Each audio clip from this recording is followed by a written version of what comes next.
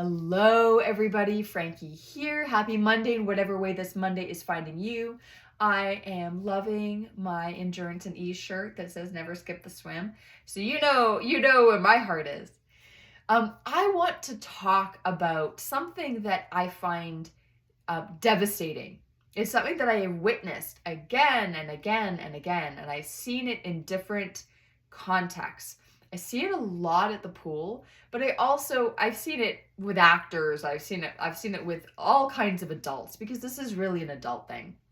I think that as we grow older, a lot of adults become less comfortable with learning, with being a beginner, with being imperfect. And so folks can be very private about that. So I often hear, well, I'll hire a coach, but I'm not good enough yet. What? At what point do you expect to attain that you go, now I'm ready for a coach? Now, you may work with different coaches at different levels of your experience, 100%. But if you feel that you're expected to attain a certain level of ability or skill or experience before you are ready to learn, that is a baffling mindset to me.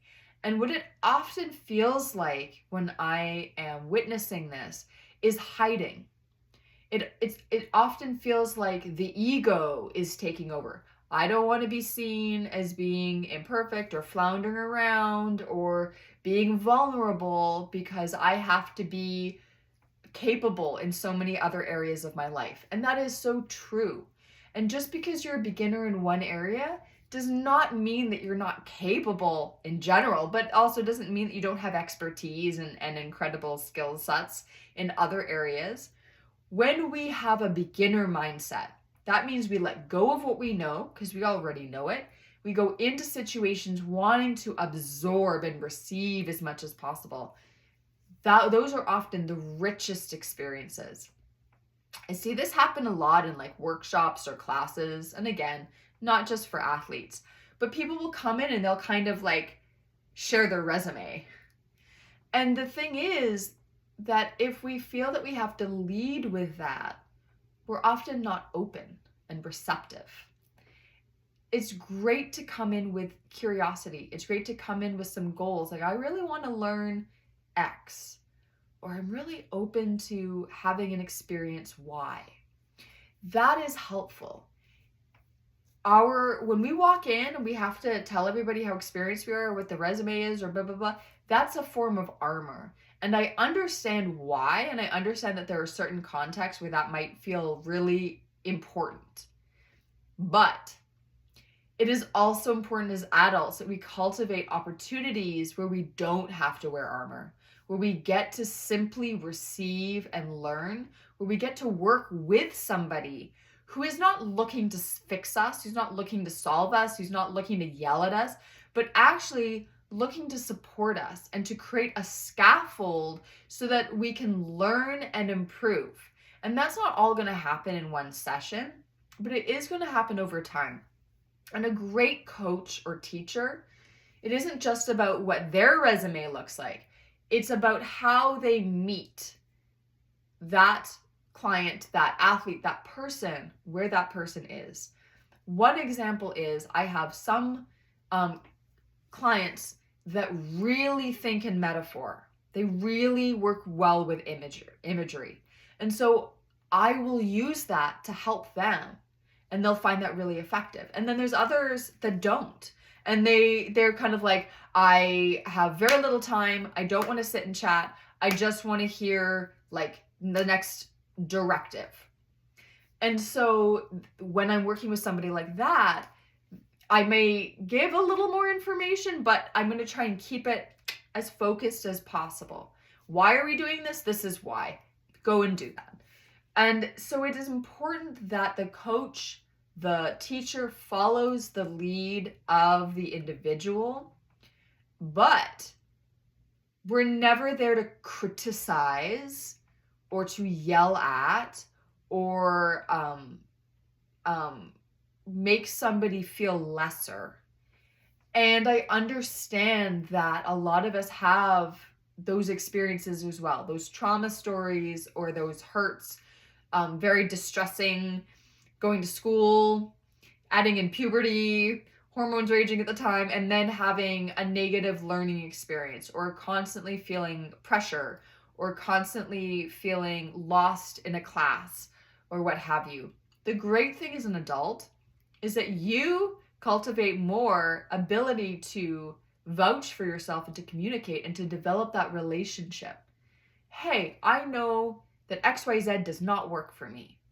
ABC is the kind of thing that I need. That's important. And it is key that you feel supported by somebody who is in the role of coaching or teaching you. And if you don't, then you can communicate that and try to work on that with that person, or you can look elsewhere. But it's wild to me that folks would rather hide and avoid learning because they don't feel that they're at a certain level. And I have never heard a teacher or a coach say to somebody, you're not good enough to work with me. You're not experienced enough or fast enough or good enough, whatever, for my time. If that's the kind of messaging you're getting, that's not the coach for you, right? It is so important that the client and the coach, the client and the teacher feel good about working with each other and have a positive professional relationship. So for folks out there, I hope somebody out there who has that kind of framework hears this. I would love to hear from you about where that resistance is coming from. Resistance is information, and it's useful to take a moment to reflect on why am I afraid or resistant to, or it makes me feel like I need to armor up or whatever. When I think about working with somebody who can shorten my learning curve, because that's a huge benefit of working with a coach. And I have heard this kind of sentiment, well, I could hire somebody to do XYZ, but I'm going to learn a few things first. Get the person to teach you. I've seen pros say things like that too. And those are not all often the pros that are on the podium. It is so important to create a team that supports you. It is so important to work with people that can bring out the best in you, that can look at what you're doing and offer something that is going to help you reach that next level. Might not happen in a session, might not happen in a week, but that is things, as you keep working on things and stuff starts to fall in, that you can see how that information has become integrated into your body and you're able to act on it. So that's enough of a lecture from me, but please think about this. If you are starting out, think about building your team of support and find somebody so that you can do it right the first time instead of getting injured or doing it wrong for so long that it is so much harder to deprogram that. And in that framework, it'll take so much longer in order for you to see improvement and progress. All right, you take care of each other, you take care of yourselves, and I'll see you all again soon. Bye.